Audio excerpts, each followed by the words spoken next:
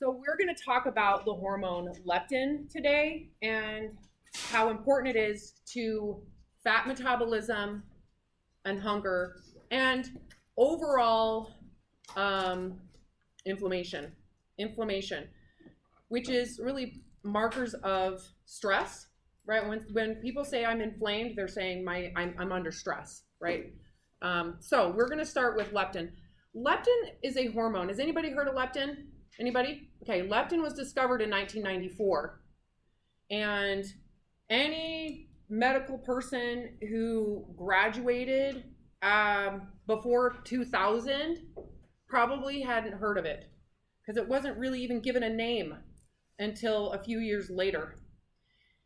And I graduated with my undergraduate in exercise science, and they had just started talking about it my senior year. Like, there's a discovery of this hormone. It comes from your fat. It's incredible. It's amazing. Like, wow.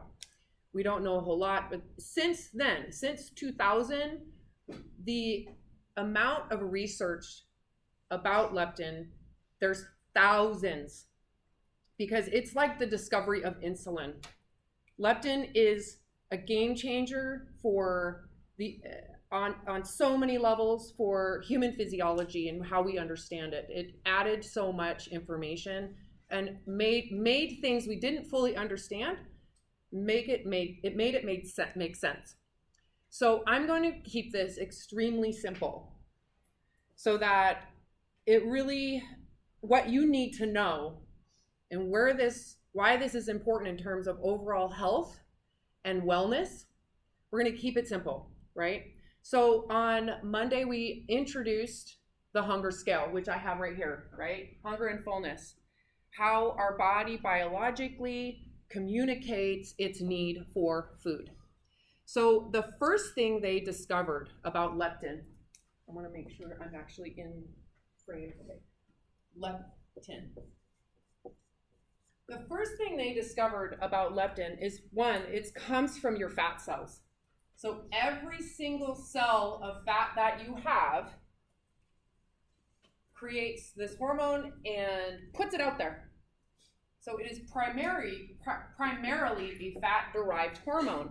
It also can be created in your brain and other organs and your skin, and there's other organs that create this hormone, but it is significantly more. And when you get blood leptin tests, it is like 90+% coming from body fat, right? So the majority of your leptin running through your body is coming from fat cells. And there's more than that. So they've discovered like 7 hormones. And at this point, it might be more. It's been like 5 years since I've even looked this up anymore. So there's this whole system that now we know each fat cell is an organ. Each cell is in and of itself an organ. And what they also found is that larger cells, these are called more white cells than brown cells, right? I'm keeping it simple. Bigger white cells, and they're white because they have more fat. They have more glycerol. They have more fatty acids. This is my version of a fatty acid strand, glycerol. It's got more fatty acid, right? So, and this one has less, and it's got more mitochondria, right? Do you guys know what the mitochondria is? Basically think of the mitochondria as a gas tank. That's at least the way I like to think of it, because it's providing fuel. It says, here's your fuel muscles to contract. Here's the fuel organs to work. Your brain, all of the fuel demands from the body, like 20% comes from your brain, right? 25 just comes from the liver alone, right? So, or half of your energy fueling needs comes from not your muscles, right, at rest. So these white fat cells, they found produced exponentially higher amounts of leptin. What that means is this. Here is leptin production. Am I right? Size. I guess it can go either way. No, I got it wrong. Size. Here's the size of the fat cell, and here is how much leptin it produces. They thought maybe it did this. Oh no, it does that. So it's not just like if it's if it's a little bit more, you get a little bit more leptin. No, a little bit bigger cell produces like 5 times as much leptin, and an even bigger cell produces 20 times more leptin. So it's exponentially amounts more of leptin. So they found out this, and then they learned that what does it do in your brain? What does it do in the hypothalamus of the brain? The hypothalamus of the brain is the area it's like, think of it as the control center, right? Where every organ is being regulated. What does leptin do in the hypothalamus? That's kind of the first place they went. And what they noticed is that when leptin levels are elevated, when leptin levels are high, hunger goes way down. So on this hunger scale, when you're here, where's your leptin levels? They're elevated, right? If your hunger is going away, remember this is hunger. Hunger is increasing here. It gets higher and higher and higher. Hunger increases as you go down the slope. As hunger goes away, or as leptin increases, hunger goes away. So when leptin is high in the brain, hunger is down.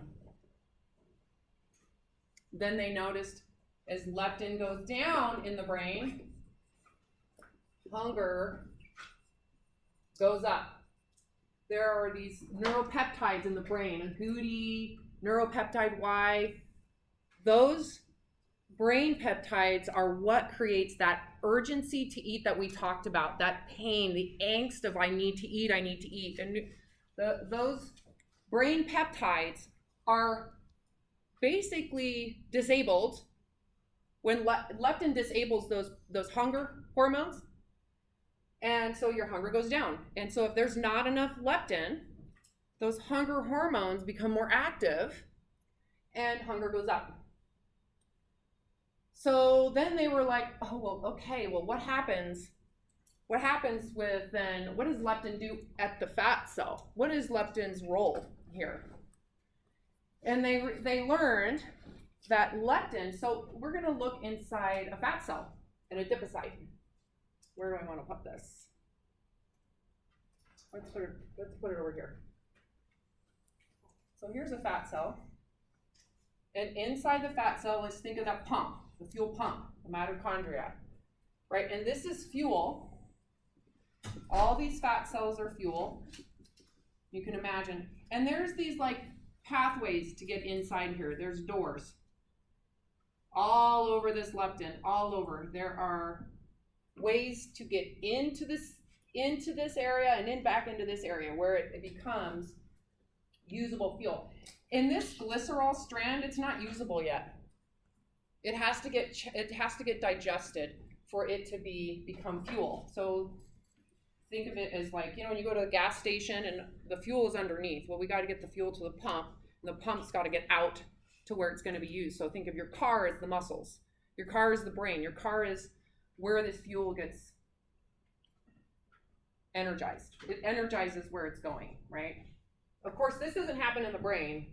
Just on a side note, this happens more in the skeletal muscular system and below the neck. The brain's fuel doesn't come from fat. Anyways, so we have all these, think of them like there's a fence and there's a gate. And what they learned is that leptin, when you have adequate amounts, it's not all or nothing. When it goes up,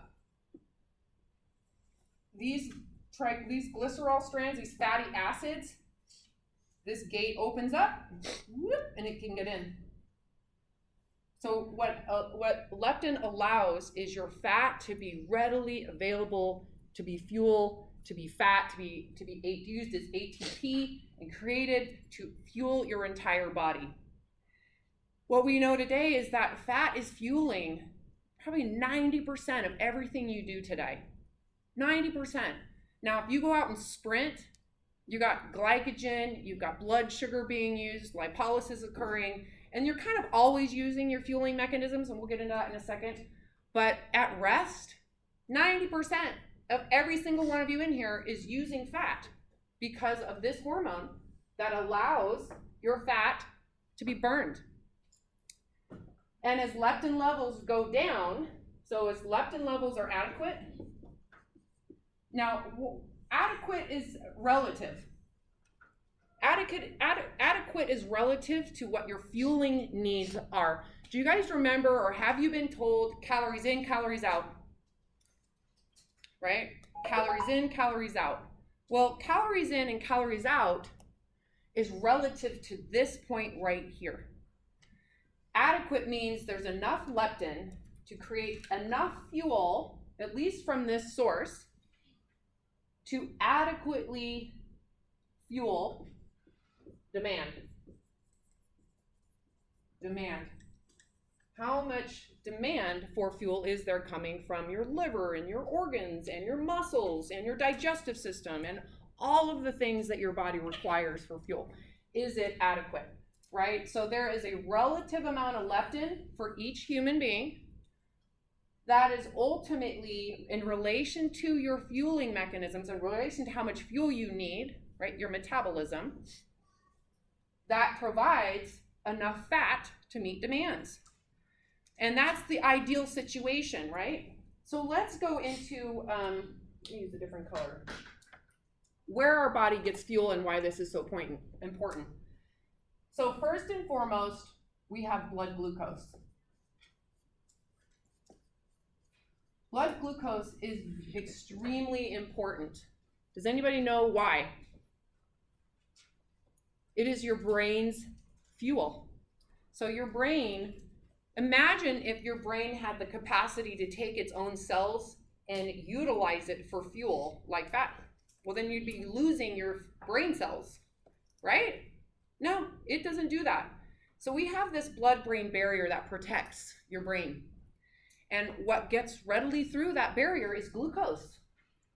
So all of us here have the exact same range of blood glucose right now. Bigger size, it doesn't matter your gender. We all fit in this zone. And why is that? Because our brains are identical.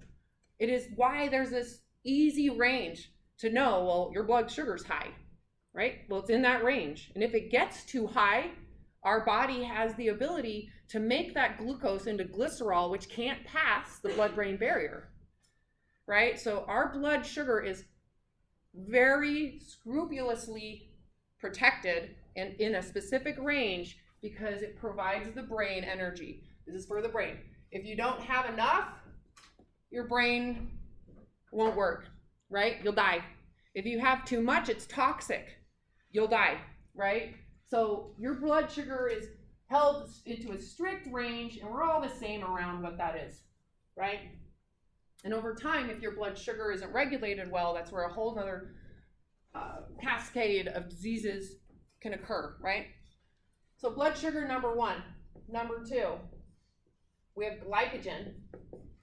Okay, glycogen stores are in your liver and your muscles, and it's for fast energy. When you have to run, when you've got to do something for like from 10 seconds to 3 minutes, you're probably tapping into this glycogen store where it takes the stored, this compound, breaks it down, and puts it into fuel through,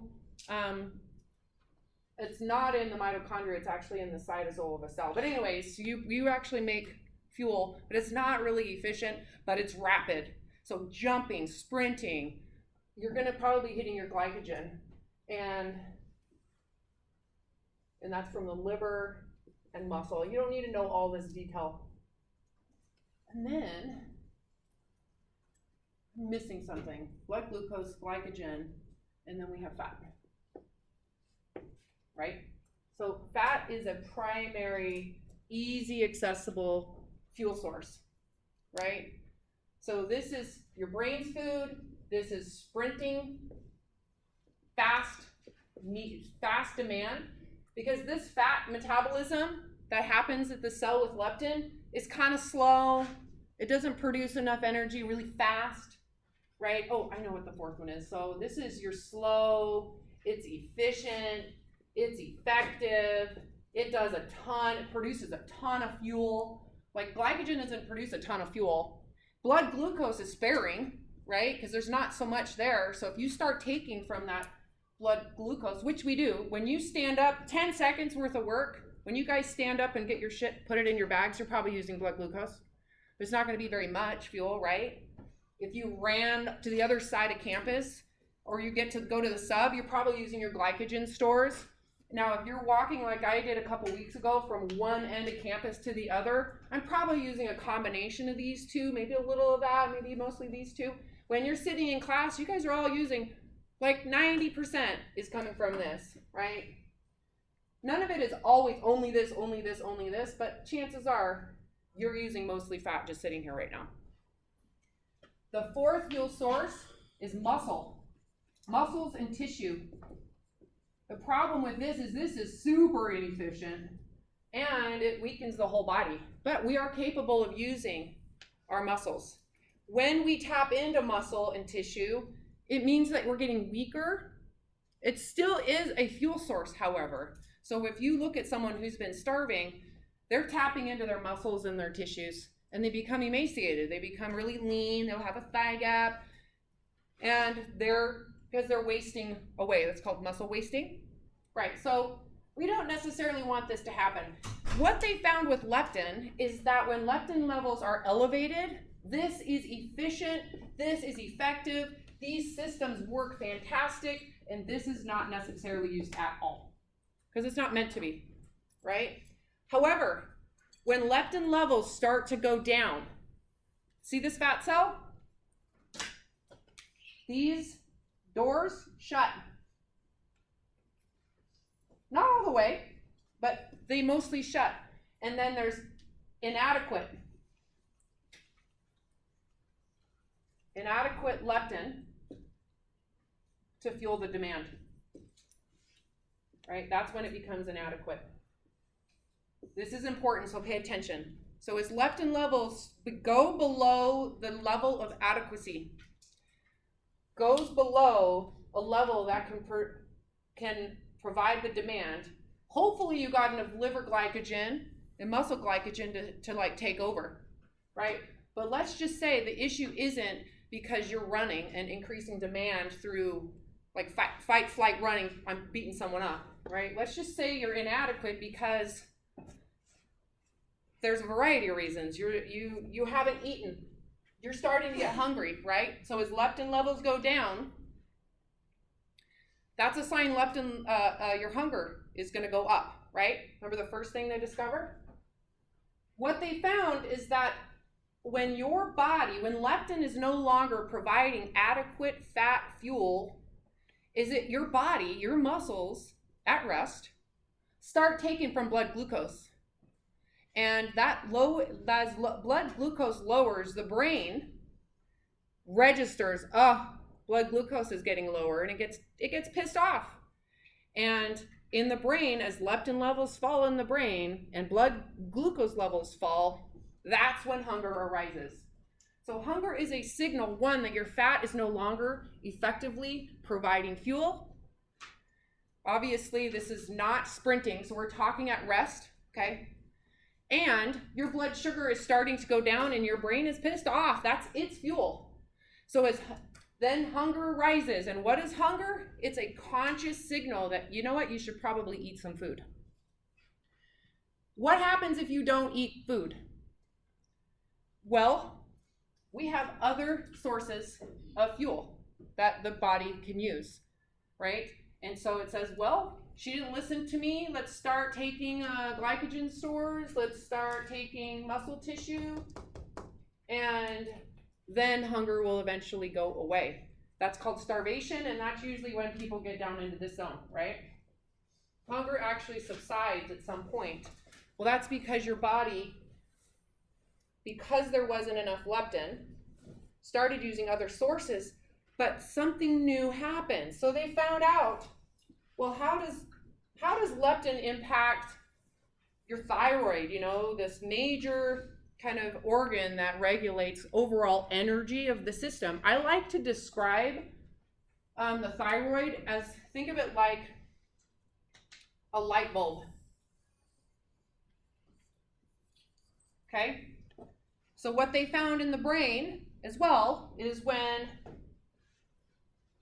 so the thyroid's a light bulb, and when it's really bright, we feel lots of energy, right?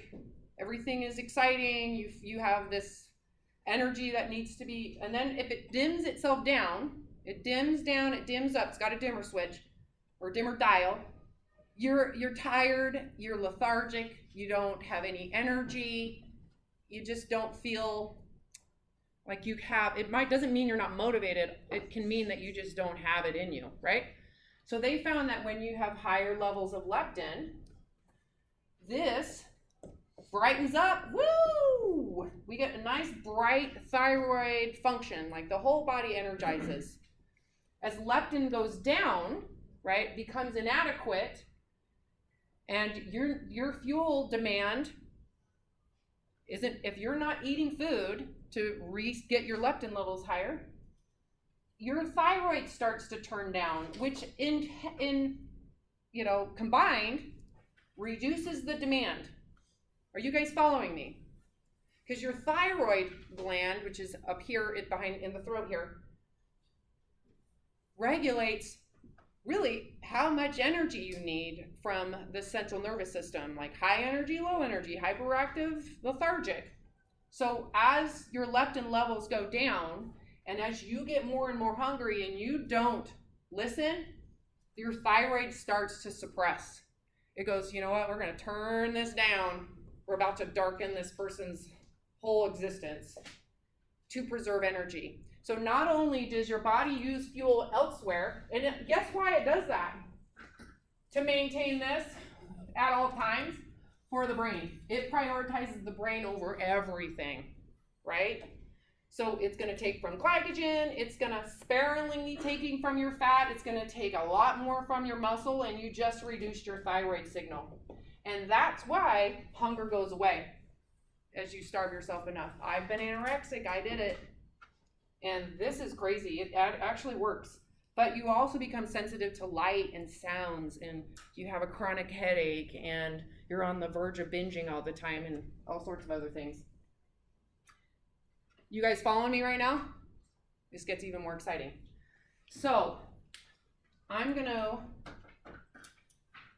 erase some of this because you understand the thyroid. Okay. Leptin goes up. What does the thyroid do? Light turns up. Leptin goes down. Light turns down. And again, that's relative to demand.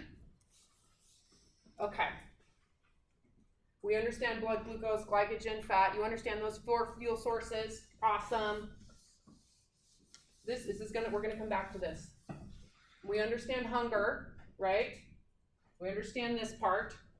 So I'm gonna talk about the next thing that they learned. God, these pens kind of suck. Like that one's just dead. Is this one dead? No, okay. So we're gonna talk about what they found out next. They found that people with larger fat cells have more leptin. They also found people that have more fat cells have more leptin. And they initially thought the more leptin someone has, well, they should be leaner, right? They're burning so much more fat. They should never be hungry, right? And they found that the more fat someone has, which makes sense because of this whole thing, the bigger fat someone has, they have exponentially higher amounts of leptin. Such high leptin amounts that just off the charts, right? And then they thought, well, okay, maybe there's something wrong here. And they found that leaner people who have less and less fat, have less amounts of leptin, right? So what do you think this translates to in terms of hunger? Someone who has a whole lot more body fat and bigger fat cells, right? They initially assumed Well, they must have leptin resistance. That was an assumption, right? They must be hungry all the time. All the time they're hungry. So that was the assumption. Well, over the course of me working with literally over 1,000 people, monitoring hunger, teaching this hunger scale, being very specific about it, what do you think I found? As people gain more and more body fat, larger white fat cells, which is typically visceral, that's the stomach fat, they have zero hunger. It takes days for them to get hungry oftentimes. Now, how many of us here eat only because of hunger? You're rare. I only eat for hunger too. But I didn't before. I'd starve all the time and then binge all the time. But we tend to eat on a schedule. We eat breakfast, we eat lunch, we eat dinner, we have snacks. We eat because our friends are eating, we eat because I'm bored, we eat because, and so here is the kicker, food, when you eat it, stimulates it signals to your fat to create that leptin. So food, when you eat it, unless it's straight sugar, it needs to digest. It's not readily available for you to eat, right? It has to digest first. It's not remember the glycogen and all that? It's not there yet. It's not in any of these. So while you are digesting your food, your mouth and the brain is saying, oh yeah, okay, there's food. Okay, we can let our leptin levels rise again. So as soon as you eat, have pleasure in the mouth, leptin starts secreting. Okay? So what they found is that here are two people. Here's a leaner individual, and here's an individual with more visceral body fat. They eat the same thing. One apple. One apple, same thing. 80 calories, right? You'd think, well, and this person, just so you know, the demand for this body is like so high. At least 3,000 calories a day. This person's like 1,700, right? So this person has an extremely high demand. They also have can meet that adequately, right? But they eat this apple, and the amount of fuel they get isn't based on this apple. I need to pay attention on this. The amount of fuel they get is not the apple. It's how much fuel just got released from their fat source. So how much fuel did this person get eating that apple? A hell of a lot more released than that person. So when they say calories in, calories out, is it from this source or is it from fat source? Right? So let's say this is the amount of fat this person has. Let's say this is the amount of fat this person has. Who's going to get more fuel from that apple? This person. Right. So in order for this person's hunger to go away, because they're not producing as much leptin, that's what leptin is, right? This person's getting exponentially higher amounts of leptin. They have exponentially higher amounts of fat. They get exponentially higher amounts of fuel, right, to fuel the body. This person's probably still hungry. And they're probably going to need to eat maybe 4 or 5 more apples if we're eating apples to get to adequate. This person probably should have had a half, even though their fuel demand is significantly higher, but their fat fuel source is super active. So which person is bionic relative to survival? It's not this one. Who's going to die? That one. Not this one. They can survive, they can ration food for a much longer period of time. So, kind of an important detail, right? So why do you think I'm coming back to this hunger scale? Why is this hunger scale so important? How do we know how much to eat, when to eat? Why would you want to listen to this? Why would you want to listen to this over someone saying, you're going to eat it this time, you're going to eat it this time, you're going to eat it this time, you're going to eat this much? How does any human being, let alone corporate system, let alone blogger, know when you should be eating? How do they know? It's impossible. And it's terrible advice, whoever told it to you. It's terrible. I don't care how cool you think they are. They don't know anything. Your body knows way more about what your fuel needs are than you. So why are you even deciding how many calories I should eat today? They tried that for 20, 30 years. It's terrible. Doesn't work. This person got bigger eating exactly what their dietitian told them to. Right? However, we have this conscious awareness of where this hunger is. The first thing they discovered, right? You can tell when you're hungry and when you're not. So this person, monitoring over 1,000 people with that log that I put on the module, that's the log we used. This person stays here for a very long period of time. They feel super good.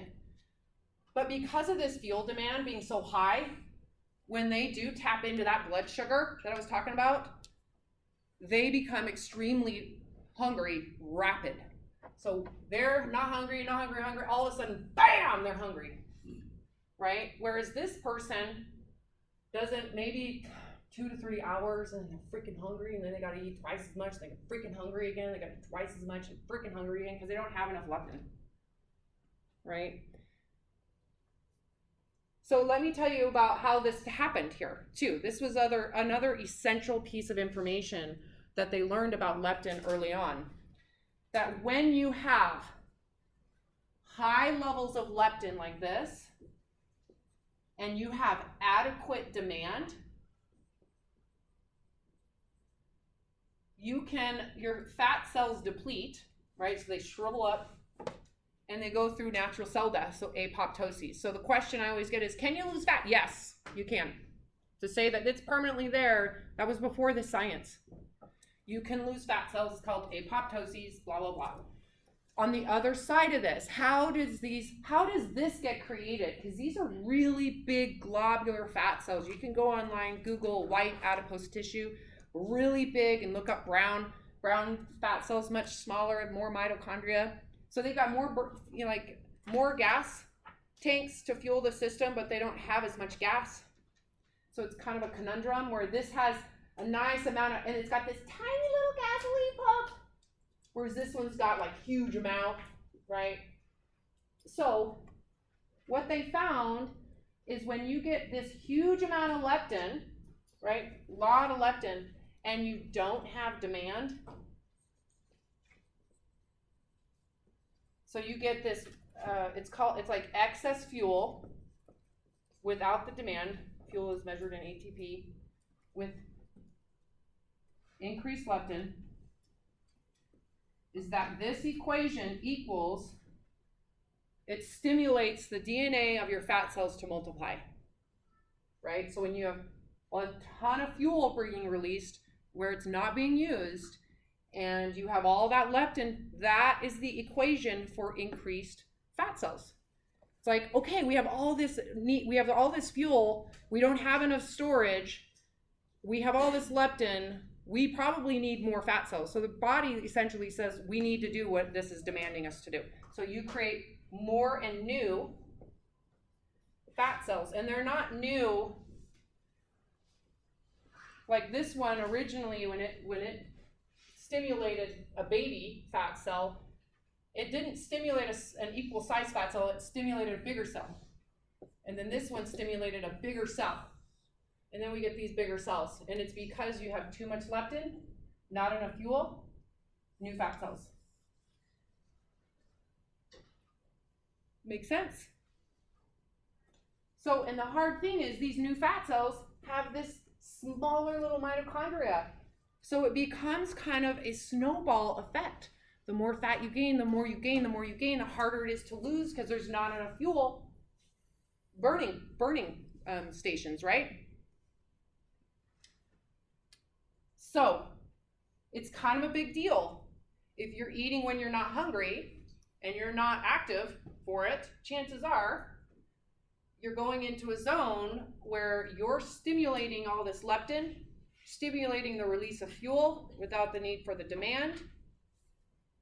and you're possibly gaining way too much weight. On the other side of that, as someone who doesn't eat enough, is you're doing the same thing. You're shutting down all your fat cells, and you're reducing your demand, which means you're prone to gain more fat cells because you just reduced your demand, right? Here's the other thing that they've learned. Guess what else stimulates leptin? You don't have to eat to gain fat. You don't have stress. Who said that? Bingo. Perceived threat, fight, flight. It's amazing because that's how we fuel fighting and fleeing. That's how our body has survived for thousands and thousands and thousands of hundreds of thousands of years because of this amazing hormone that they call the king of the endocrine system today. Leptin and its discovery was a big freaking deal. Big deal. Pregnant women, their uterus, the placenta, stimulates leptin production. So pregnant women on average gain 30 to 40 pounds. Is it because they're binge eating? No. It's because they have another alternative thing stimulating leptin in their bodies, which means their need for food is so much less, even though their fuel demand is way higher as a pregnant woman, right? So if you are stressed, if you're on a diet, remember we talked about what triggers fight or flight? What do you think you just did to your body? So you're intending to hit this is what I call the Goldilocks zone, right? You want to lose fat, but immediately you're like, food is scarce. Bam! Imagine this is your leptin curve now, not your hunger curve. Because leptin works the same way on an upside down U curve. There's too little, there's just enough, and there's too much, right? So ideally you hit the top of that curve and your body's using its fat, your body's using what it needs, everything is happy, you're eating delicious food, you're not freaking out because it's going away. Soon as you say, okay, my body sucks, leptin starts to inflame. Leptin starts to be secreted because your body is the bear you're running from. I'm a bad person, maybe I should lose weight. You immediately start producing leptin. How's that going to work for you? How's it going to work? Now you just reduce your need for food, right? You just reduce your need for food hormonally, right? Because we still need food nutritionally, we need it for pleasure.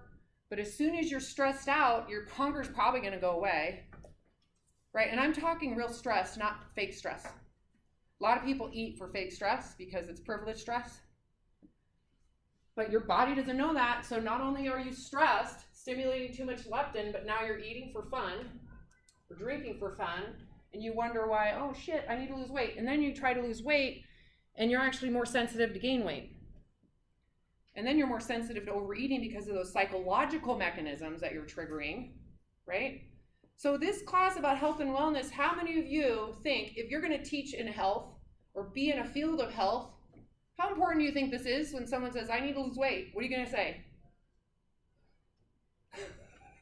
You're going to sit there and go, right? Because the first thing you need to think about is leptin levels. Psychologically, stimulating those is probably the first thing, and that's what they found. People who believe that they are unhealthy have higher levels, and it's not because of the fat only. They've tested it with all levels of bodies, right? Inflammatory markers, which are associated to heart disease, associated to diabetes, right? Just the thought alone that I am unhealthy is fight or flight triggering, which also triggers your leptin, which for someone who has more body fat is going to go higher, right? Which means your need for food for that reason is less. Does this make sense? I'm going to stop recording. I feel like this is like, you feel like you got a lot? Okay, it's recorded so you guys